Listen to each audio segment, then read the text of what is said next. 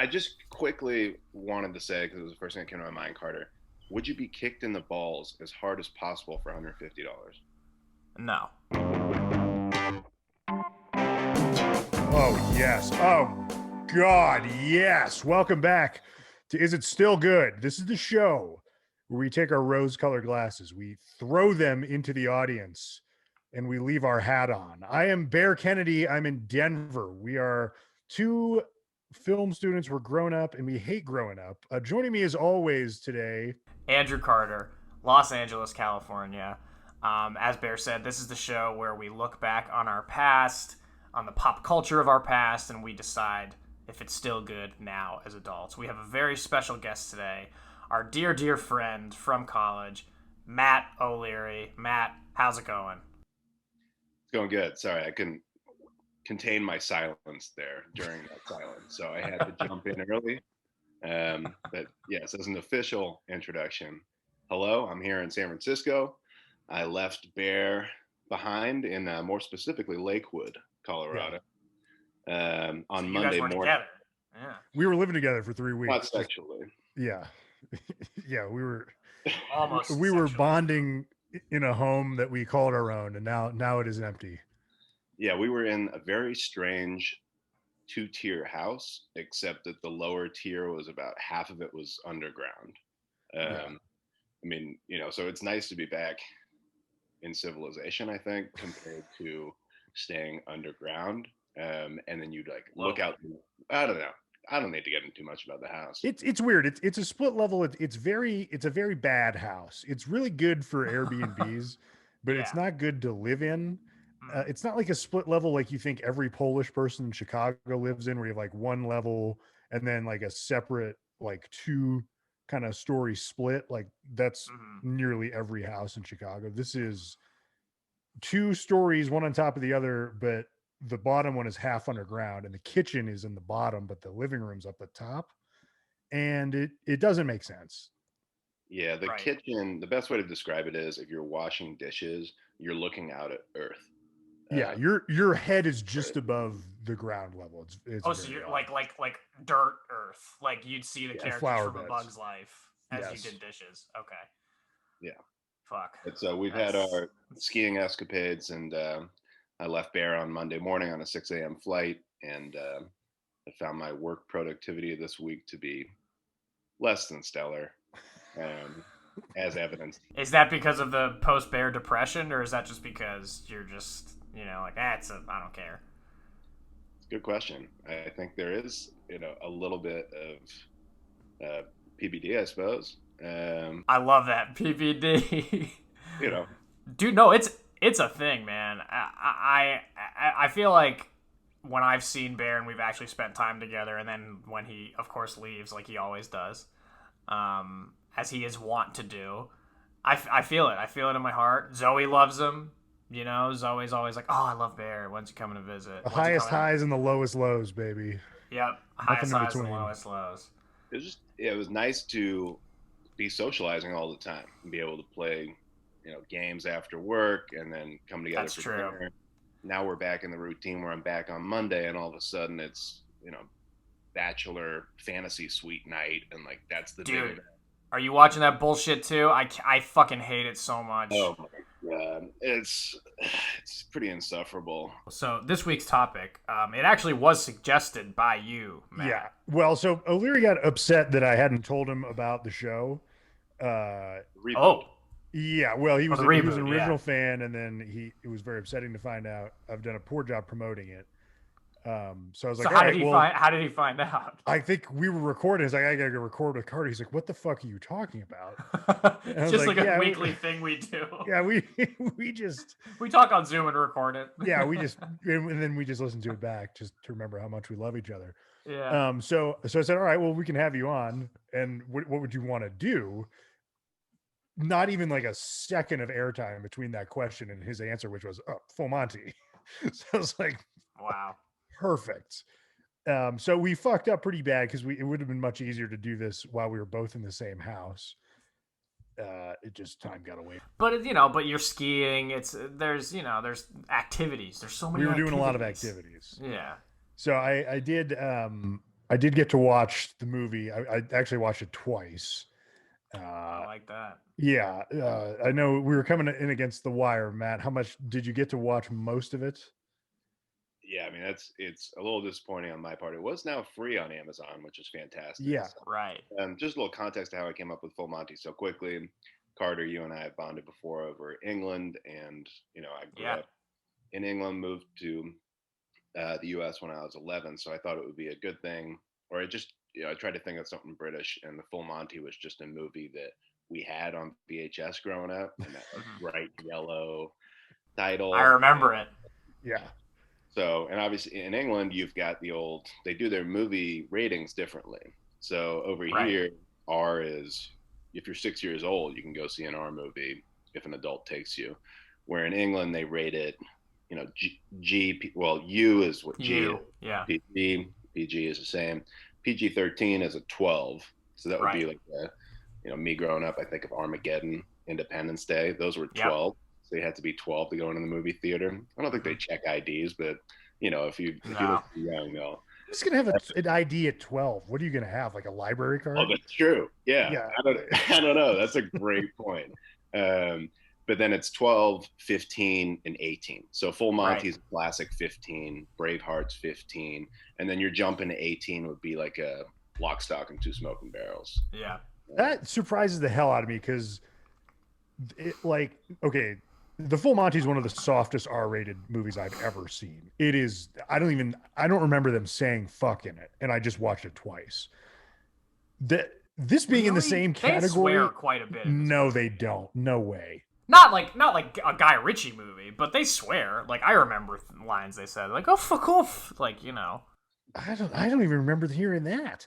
But to have this in the same category at a 15 as Braveheart is fucking crazy to me. I think Gladiator's a 15. Yeah, that's a good point though. That's because the content is just. I mean, maybe the ratings board, and I also loved seeing those ratings as a kid because I went to England a lot too, Matt, and like as we've talked about, and like I remember seeing the ratings were triangles, like it would be the letter in a triangle on a VHS, and I was just like, what does that mean?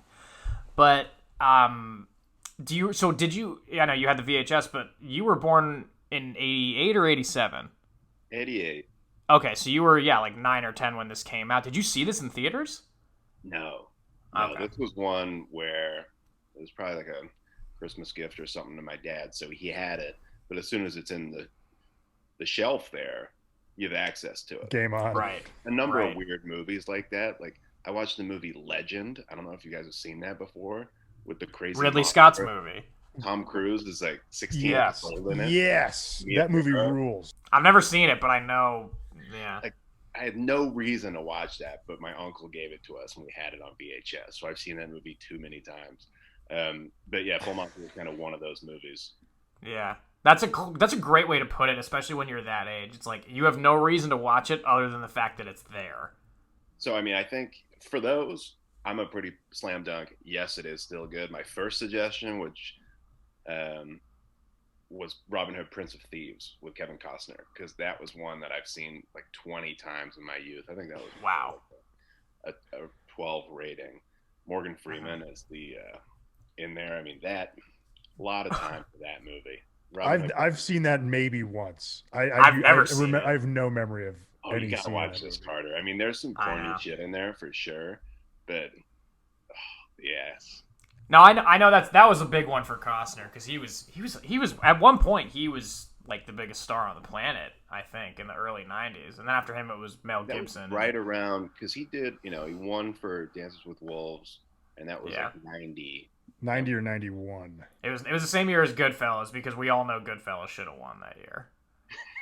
Yeah, I agree with you, but I'm not someone who thinks Dances with Wolves was unfairly. I've never seen Dances with Wolves, so it's awesome. It's good. I hear it's good. I hear it's good. I will say I haven't seen it, so it's probably much more fair. of an Academy movie than Goodfellas is. Yes. It's much more of an Academy movie than when he jumped to Waterworld.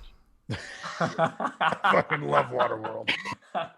Yeah, dude, I like that movie too. It's an enjoyable movie, dude. So Zoe and I went to Universal Studios like in summer 2019, and we saw like the Waterworld show. It's fucking awesome. It is so awesome, and the commitment from all the actors in it is amazing. Any movie that opens with a guy drinking his own piss is going to be great. It's Oh, like, yeah. I don't care what happens for the next 2 hours. But the stunt show is just, these are stunt performers, and they're like committed. It's amazing. Like, it was really awesome. Like, we were like, oh, let's go see it on our way out, because we had like the, when you get to a theme park these days, it's like, you buy the pass and you get to go, do whatever you want with it, I guess, more or less. It's not like you just like buy a ticket to a ride. And we went and saw this. I think it was the last thing we did before we left, and it was like, what a way to go. We left on a high. We were like, let's go get some dinner at Panda Inn, like or Johnny Rockets. This is terrific. Well, speaking of Robin Hood, have either of you seen the old Adventures of Robin Hood with Errol Flynn? No, I actually haven't, but I from know 1939. I know the poster of it very well, and I know that from what my friend who's a film historian told me, Errol Flynn was a major womanizer. Well, let me, yeah, he was, but let me sell that movie to you in about 2 seconds. So, it's Robin Hood, so there's a bunch of bow and arrow shit going on. Yeah, obviously, how they did the stunts in that movie with dudes getting hit by arrows is you got paid $150 to wear a wooden block in your chest, and just behind the camera they had an Olympic archer who fired an arrow at you. And that's every time you see guys getting hit with arrows, it's dudes getting hit with arrows in the film. It's fucking awesome. It's some of the best stunt shit ever. It's a great movie. That is amazing. That was a good money in 39 too. I know, like that is good money. That's got to be. I know it's like it's a factor of about 8 from 1960, so it's got to be maybe even double that tonight. That's good money to me right now. Someone offered me 150 or something. I don't like go all get. I'm like, okay, all right. Guy's an Olympic archer. Like, he didn't miss. Yeah. Like, you just have to weather the fact that he's going to shoot you in the chest. Yeah, the accuracy is 100%. Yeah, like it's not on a wire slowly. Like it's gonna be there. I just quickly wanted to say, because it was the first thing that came to my mind, Carter, would you be kicked in the balls as hard as possible for $150? No. Okay. All right. I was just curious. I don't think I would either, because like it's been a while since I've gotten a hard, swift kick to the balls. Yeah. But like I do remember what it feels like, and especially if that's put up against like getting hit with an arrow, but with a chest. Yeah. piece, right. I'm gonna take the arrow. Okay. Yeah. I just had it in my mind. Had to put it out there. Good question. Full Monty, I've seen it probably 15 to 20 times. I was hoping to maybe in this kind of time window here, before we spoke, to maybe watch the beginning and then skip forward to the end, but I was enjoying it too much. So I've only watched the first half without skipping. So I'll be a little lackluster on the details of how it ends. Sure. But I mean, I'm a little envious, Bear, that you've watched it twice, because there's so many good one-liners. Like, it's just full of one-liners. I've seen the last 30 minutes of this movie probably a dozen times. I don't know that I've ever seen the whole thing straight through. I watched it last night. I loved it so much. I was like, I'm gonna watch it again today if I have any time. We try to keep opinions towards the end, but I will tell you, I loved this movie. Yeah, loved it. No, I did too. I have to jump into, and what I loved about it was, and we'll get into it, but like everything about it, like the characters are so sympathetic. Every single one of them, you really fucking care, and the stuff in it that is funny all comes from whether it's like a directorial flourish, like that scene where they're all in line at the wherever it is, and they're dancing, which is just iconic, but also just from character. But like, for the two guys that end up being gay, it's like, this is 97, and like none of that is played for laughs, and I was just like shocked by that in a beautiful way. I was like, oh my god, this is so sincere. And then like Mark Addy's thing about his weight, which is also very sincere, not played for laughs. Like, it just felt like it was not only ahead of its time, but just very, very perceptive and smart when dealing with the human condition. Like, that was the biggest thing to me about this movie that I was just blown away by. And I hadn't seen it in full in a few years, probably since like 2016. But I saw it for the first, similar to you, Matt. Like I remember my parents rented it, and we had this thing in our house where, since like if anything was British, we were like it was okay for us to see as kids because well it's British, like that, like no matter what it was, like so. It comes out in 97. We had the VHS. Like, similar, like, I watched Austin Powers religiously when I was around the same age, 9 or 10. But it was like, oh, it's okay because it's British. And then I got in trouble because I asked my 4th grade teacher if I made her Randy. And my parents were just like, what the fuck? They took the tape away. Like, was she hot? What? No, she's like a... what are we looking at? I don't think I even knew, like... Well, I know... Did she answer? It was a lovely older woman named Miss Spong from South Carolina, and she called my parents and apparently said, "Now I just want to warn y'all that now Andrew's been he's been watching that Austin Powers movie, and and he's a great student and we love him, but he said he asked me if I made him Randy today, and I wanted y'all to know I obviously I don't think he knows what he's saying." But I just wanted to let y'all know that we probably shouldn't let him say that again. And so then they took away the tape for a while. But yeah, like we had this rule of like if it's British, it's okay. And so somehow I saw the full Monty when I was your age, same age as you, Matt, like 10 or 11 or whatever. And I remember just like not getting it at all, but just laughing because I'm like, like my parents are laughing and and I remember like at that age of like being aware of like movie reviews and box office, and like it was a big hit and it was like nominated for Best Picture and all this stuff. So I was like, I know it's good, but I didn't understand like one fucking joke in it or one thing about it. But I remember I like went to school being like, I saw the full Monty, and I was like really like bragging about it. But yeah, watching it this time, you guys jump in and talk more about it, but I loved it too. I remember my parents watching it. I remember knowing about it and like knowing what the full Monty was, and like hearing about the last scene where they take their hats off their dicks. Right. But it's way less racy of a film than you think it's going to be, right. Which gives it a lot of chance for the characters to have moments and have some really heartfelt and really vulnerable shit in here, which I loved. I don't know. I usually hate feel good stuff. I just love. I don't know. This movie put me in a great mood. The stripping is so funny. Oh yeah, it's really funny how kind of bad they are at it. Yeah, like they're not that good. Like they are as if the characters learned how to dance. Like they're not all the way in time. Right. Which is amazing to me. I don't know. It just makes me very happy. Yeah, I think the character development and how you are empathetic with almost each of them is almost what makes this movie. You touched on a number of the examples earlier.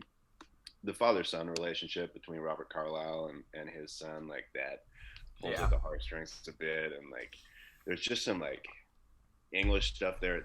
Watching early that they're talking about going to a football match and it's United against Man United because it's United who are Sheffield United. It's just it's a very localized film as well. Like when you grow up in England, it is very much Sheffield, which is kind of an equivalent of maybe a Pittsburgh or Cleveland, but probably a Youngstown is actually a fairer. That's definitely what it seemed like. I was definitely getting that vibe.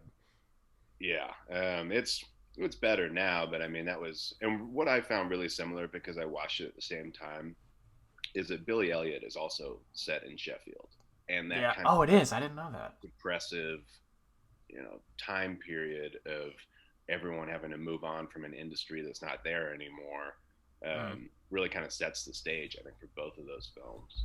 And what I kind of found interesting about this Full Monty, which I almost forgot, is that within 5 minutes of the movie, Robert Carlyle's already got the idea to do this for money.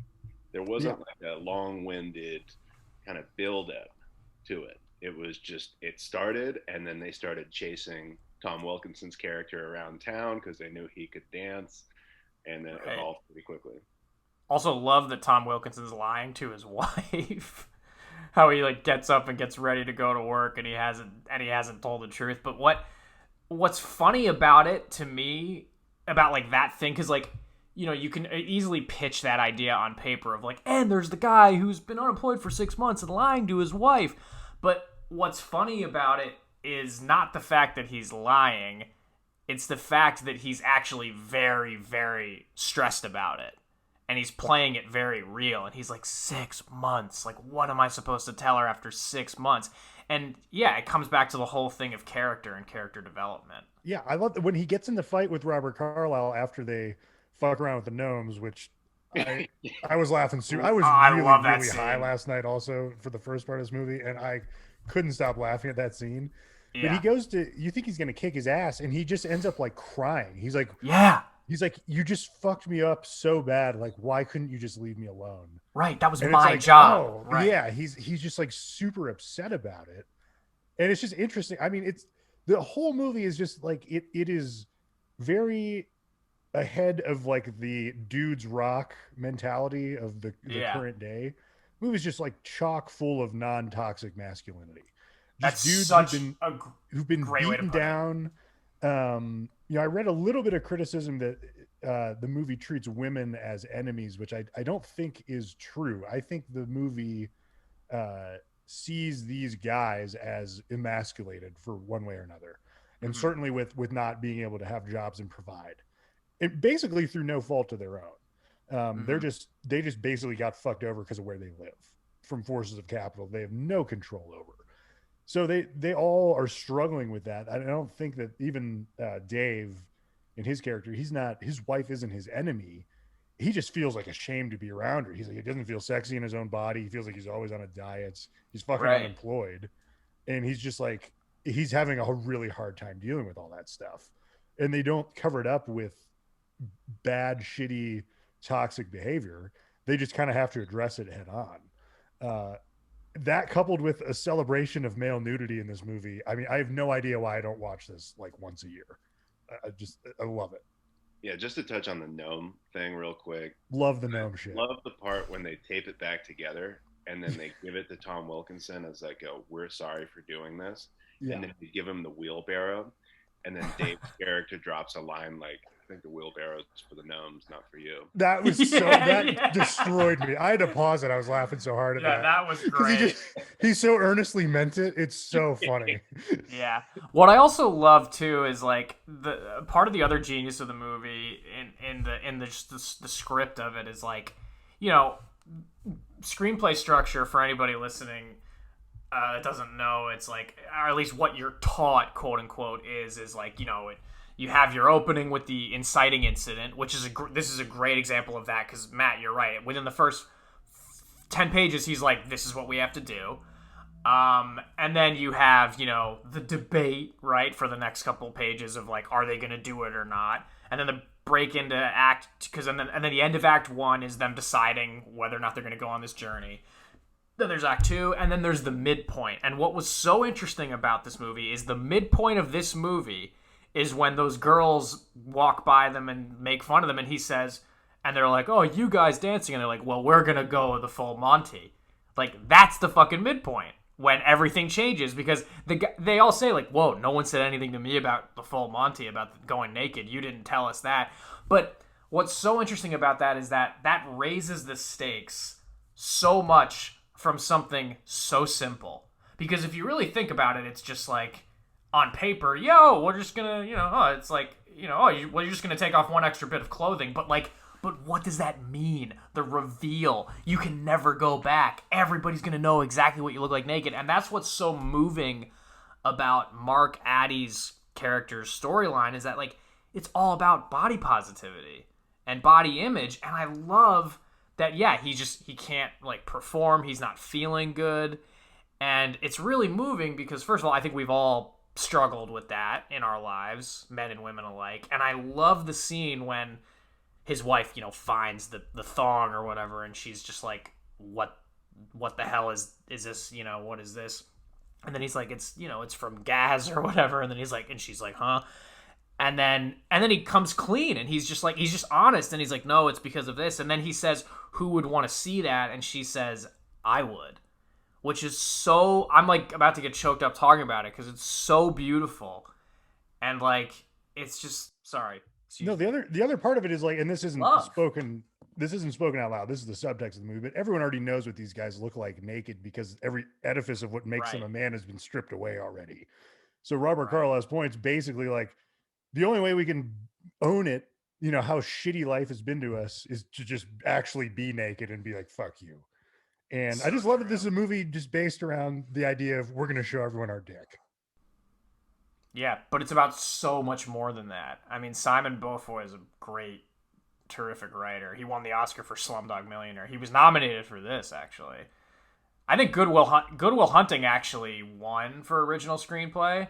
And look, I love that movie, and I'm happy that it won. But like after rewatching this, I'm like, fuck, there's a lot more to this than Goodwill Hunting in terms of, you know, I don't know. I don't know. Goodwill I don't know. Hunting Not maybe not a lot more. It's just different, and it just what it is. It's just different, and it just feels like for who I am right now, it's hitting home a little bit more. Maybe that's what it is. Because I still look. Goodwill Hunting is still like fucking 4-star film. I love that movie.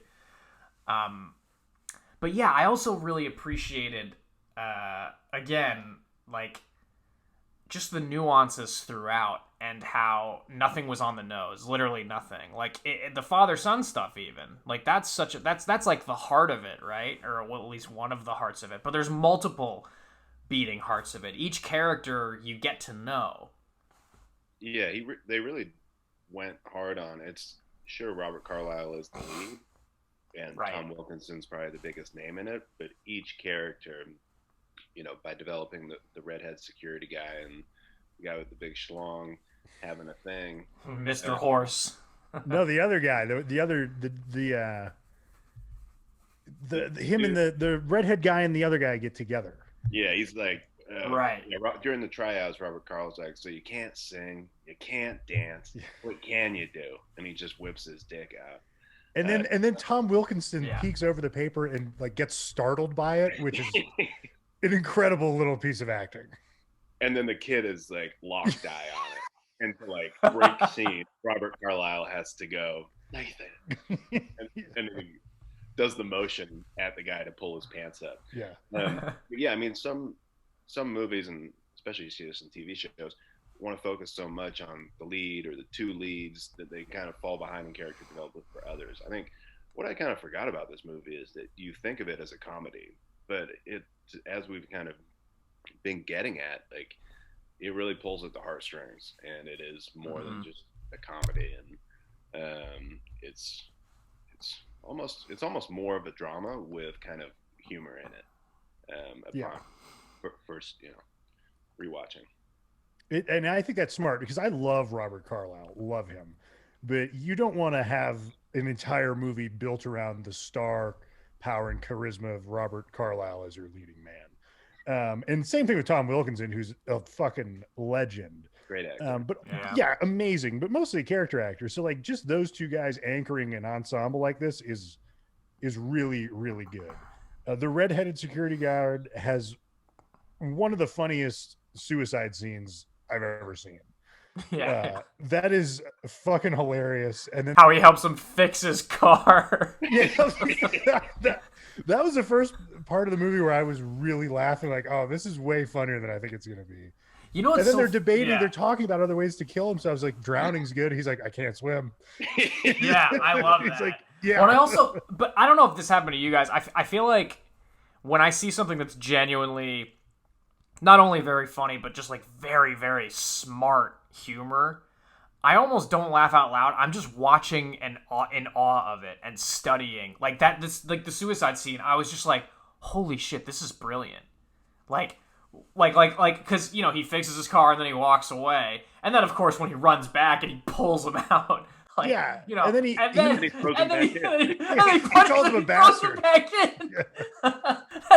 that is so good. And I was laughing, but I was also just like, oh my god, this is brilliant. Like that was hilarious. And then like later, like the next scene, they call him, hey, you're our friend. He's like, I'm not your friend. He's like, just save your life. Like, we're now friends. I know. It's got its heart on its sleeve a little bit. And like I said, usually I hate that shit. It just charmed the pants off me. Why do you think it didn't bother you this time? Probably because it seems legitimate. I don't know. It just really Yeah. seems genuine. Everyone's Yeah, downtrodden in this movie. Yeah. yeah. People That's each other. That's such a great point, Matt. Everyone is downtrodden, and not only that, it's you know you hear this in film interviews or whatever. 90% of directing is casting, and like they fucking cast the right people for every single role, including the constable who busts them. I mean, like literally everybody is so well cast. Everybody feels so authentic, and I think that speaks to your point, Bear, about like about why it didn't bother you because the actors are good. Obviously it's got to be on the page, and it is, and then you got to have a good director who can get these performances, and they did. And all the script and the director and the picture, they were all nominated for best picture, best director, best screenplay at the Oscars, and like the casting to be able to make you believe, and even the relationship with him and his son, like there's no like big weepy crying scene, there's no big fucking monologue. Not that, look, sometimes those are absolutely necessary and sometimes they absolutely work. I mean, look, think about Good Will Hunting. I mean, monologues galore in that movie. Right and on they the nose. fucking work and they hit and they're necessary. But this is a different movie and it also works. I think that's what people mean to say when they're like, oh, the thing, it knows what it is, right? And like, I think people say that when something is good because it doesn't try to be anything other than what it is, and it's genuine because of that. Well, the climax of Carlisle and his son's relationship is his son giving him a pep talk that is basically get out there and show those good people your dick. Yeah. Which is awesome. I would add to all those elements that you've said, Carter. It's got a good soundtrack too, because it knows. Okay. How the fuck have we not listened to "Make Me Smile" by Steve Harley and Cockney Rebel? Dude, that song fucking slaps. I've been listening to that on repeat all day today. That song. Have you not heard it before? I've never heard that song before. Oh, my dad grew up with it. I grew up with that one blasting in the house all the time. That is such a banger. It's so good in this. We had the soundtrack to this in the house. I remember I had the soundtrack. That was like, I think maybe I saw the movie once and my parents were like, never again, but you can get the soundtrack. And so I got the soundtrack. And not only the soundtrack, Matt, but the score is great. The horns. I don't love the score. I know it won an Oscar. I love it. I don't love the score. Really? Do you think it's like too whimsical? Or?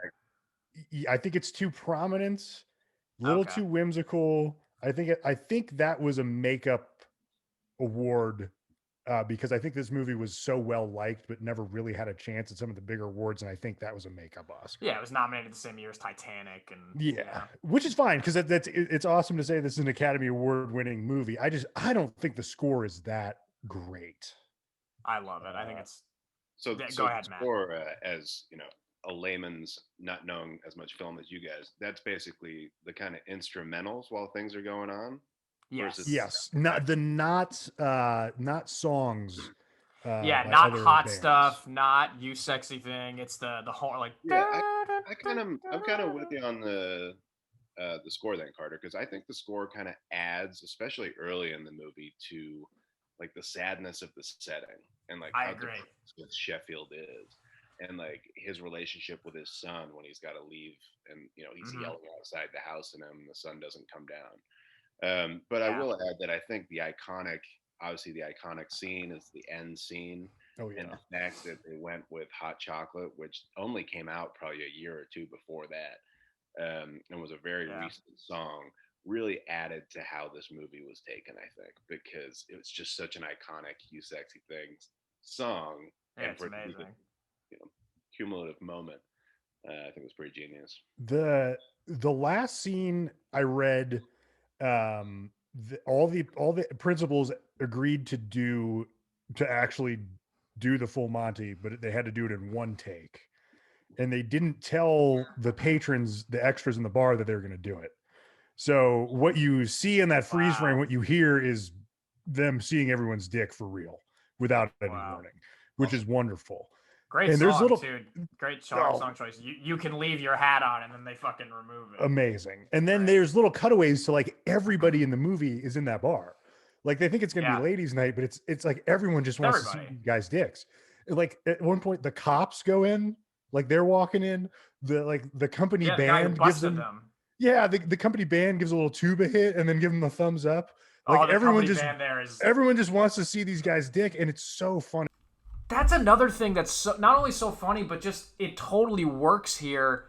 Again, because of whatever the tone, performances, whatever. Like everybody's like supportive of them. Like they've been very emasculated and downtrodden for sure. But like the scene that really clicked for me was the guy who plays in the band, and they play a song, whatever, I forget the song that they play, but they play it I think they play the song that they're dancing to or something that on the tape or whatever.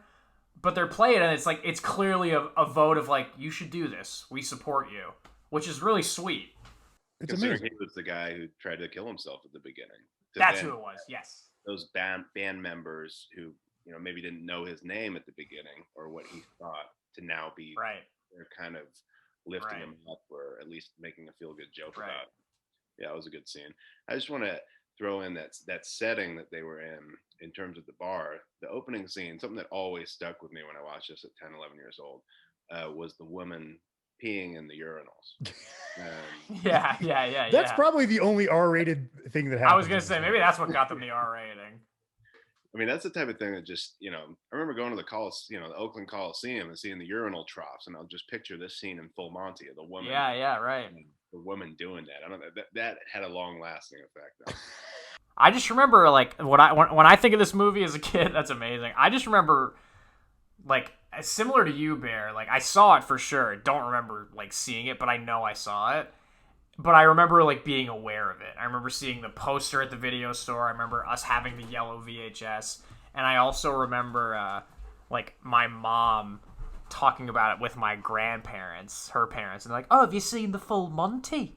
Oh, we love that movie. It's just like, I remember being aware of it through that, just hearing adults say, have you seen the full Monty? And just being, and so to your guys' point, so like, in terms of, yeah, it's on Amazon Prime right now, but when we were talking about doing it, it wasn't. It was available to rent on iTunes for like $4, or you could buy it for $14. But then I looked on Amazon and they have a Blu-ray and it was like $9. And so I went to Blu-ray.com to read the review because I'm a fucking loser. And dude, the review was killer. And I was like, oh, this might be a worthy purchase.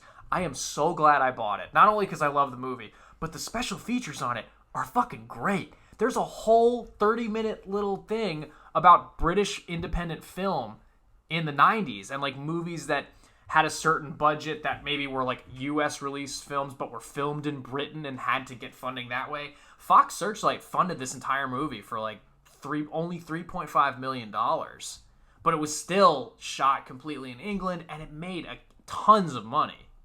Oh, yeah, it made like $200 million or something, yeah. Yeah, it was. I think in the States it was like 47, but like around the world it was almost 300. It was a massive, massive hit. That's great. It deserves Awesome. me. It's an awesome movie. I feel like it was controversial at the time. Like you heard about it. Like I think everyone our age kind of knows what the phrase "the full Monty" refers to, right? Which is interesting. But I couldn't find any like retrospective on it. I couldn't find any revisiting type articles or reviews about it, even from like 3 or 4 years ago when it was hitting its 20-year anniversary. And this is a wonderful movie, and everyone should watch it. It's awesome. It deserves to be kept alive in everyone's memory because it's really fucking good. To that point, Bear, it does feel a little underappreciated. I mean, it's tough to say it's underappreciated when it was nominated for an Oscar, but that's true. I mean, there's plenty of male nudity, actual male like cock and balls in major productions now. Like there's plenty of dick in Game of Thrones. And all you see is like Robert Carlyle's bare ass in this movie. There isn't any nudity.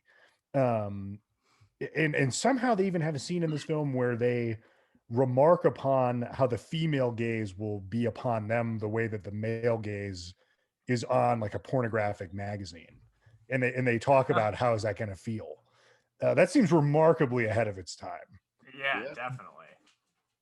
I think, I mean, you look at certain movies and you say, God, I hope they don't remake this.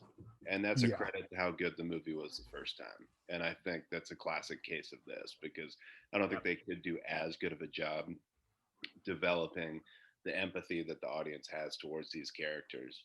And then to just have it all happen within an hour and a half as well. Like, yeah, it's very well done. Yeah, So, I think I think an hour and a half is a perfect length for this movie. It does feel a little long at parts, and that's fine for a movie like this. But I think you're right. Once the cat's kind of out of the bag, like I can't imagine what it was like to go to see this, not knowing a ton about. Like, oh, we'll go see this British movie, and then you're rewarded with this awesome little comedy that is celebrating male nudity and full of funny shit and like heartfelt moments. Like I'm sure audiences must have just come out of the theater like feeling great about themselves. Yeah, fucking cheering. The last part of this, I mean, it is a cheer-worthy ending. It's a really, really fun, really good ending. I clapped by myself. I clapped by my Zoe was sleeping and I was trying to be quiet, but I was like, I literally clapped by myself. I loved it. The other scene that destroyed me was where they're watching the surveillance camera footage, and Tom Wilkinson gets the remote and plays it back as if it's like game tape. He's like, "Here, you're leading here," and the cop's like, "You are ahead on that." That's so funny. There is a classic joke in there that American audiences wouldn't get, which is when they're first learning the dance for the first time, and the redheaded guy, Robert Carlyle, he's supposed to step forward, but the redheaded guy is not supposed to move. The guy, Horse breaks it down for him. Yeah, Horse goes, just imagine you're Tony Adams, who at the time was the captain for Arsenal, soccer team in London. And Arsenal used to love to do this thing called the offsides trap, where if as soon as a player would run behind him, Tony Adams, knowing he was the deepest person, would step forward, raise his hand and go, ref.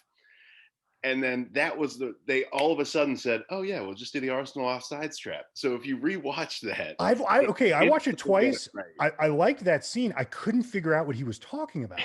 Like I got the joke was that Tom Wilkinson was talking them in a way that wasn't resonating, probably because of his class or something. And then because it was dancing is what he was. Yeah, and then Horse breaks it down. And they're like, why didn't you just say that? Like I got the joke, but I had no idea that was what it was from. That's fucking incredible. I would have no idea. Yeah, so essentially the Horse says, you be Tony Adams, which means the rest of us, the 4 defenders in a row, which Arsenal would do, we all step up to Tony Adams. We all raise our hands and we go, ref. So they do yell. So I gotta watch that again too for that. There's no chance. There's no one would fucking get that joke, especially 20 years after the fact in America. Especially because they didn't even say the name Arsenal. They just said Tony Adams, who was the captain. But I bet at the time in England, audiences were like, yeah, when that part happened. I bet you they were cracking up. That's a very good joke. That is very, very good. That just again speaks to the strength of the script and the performers and the director of just like all coming together. But as we wrap up here, Bear, could you repeat what you said about the non-toxic? What is it again? Non-toxic masculinity. Dudes rock. A celebration of non-toxic masculinity. This movie celebration of non-toxic masculinity. This movie is basically a celebration of non-toxic masculinity. The dudes, they find friendship. They find comfortable comfortability with their bodies. The 2 guys are gay. They kiss. They hold hands. They're basically in love, and everyone's like, "Isn't that nice?" Like, look at these young men having a good time. Tom Wilkinson stops lying to his wife. And she's basically okay with it, even though he's distraught. Like it's a celebration of non-toxic masculinity that ends with everyone showing their dick. Yeah, that's great. Sorry, my dog's fucking mad at me. And we have to wrap up anyway, but yeah, that'll go over great.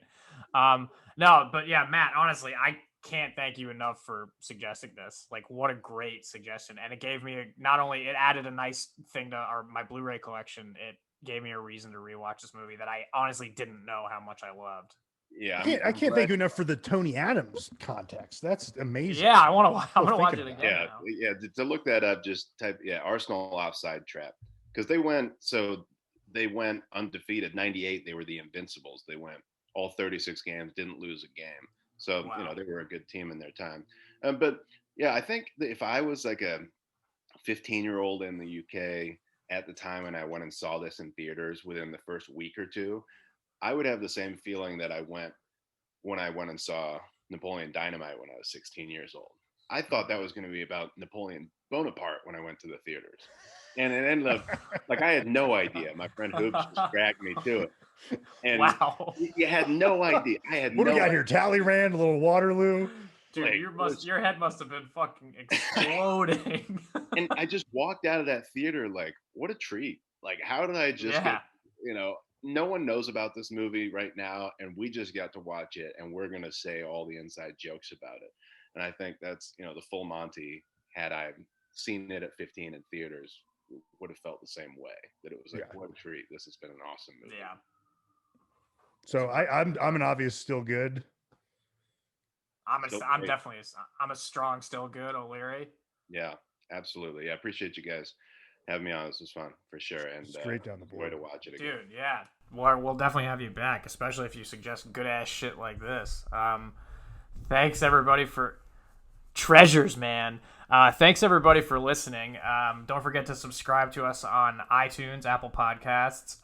Give us a 5-star review. Even if you hate me and Bear and love O'Leary, give us a 5-star review. Check us out on YouTube. Search for us. Is It Still Good? You can find us on Instagram at Still Good Show. Follow us there for updates and videos and stuff like that. And if you're so inclined, you can also send us an email. stillgoodshow@gmail.com. We will see you next time when Bear and I consume Mountain Dew Code Red. Wow. It's happening. Yeah. We're going deep into the 2001 canon, but this was a very nice diversion from that. Thank you, Matt. We'll see. Well, I mean, we've had some gross shit on here, but some of it's actually surprisingly good. But thanks again, Matt. We really enjoyed having you. Yeah, enjoy being here. Thanks, guys. All right, everybody. Thanks again. And for Bear Kennedy, I'm Andrew Carter.